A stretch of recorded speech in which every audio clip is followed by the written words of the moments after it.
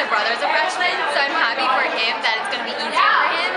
But then for me, it wasn't easier, and then like I don't know, that kind of just sucks because the SATs were really hard. So yeah. I'm actually glad that we don't have the shorter SAT. And even if you're like decently smart, you might get a 1600, but then if you're really, really smart, you'll get a 1600, so then they're practically the same thing.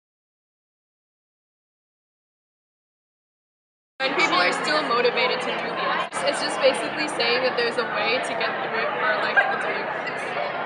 I think it is fair because for people who aren't pursuing a career in writing or something, it doesn't really make sense to be excellent at writing essays and stuff. It's going to change the way people study. I remember I had to like memorize an essay format for it, so I guess they don't have to memorize that anymore.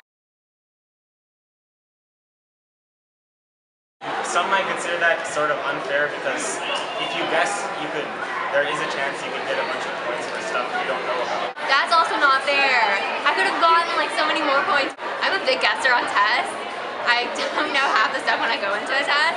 So the fact that I couldn't guess, like I left like half my sketch on the lap complete. So yeah.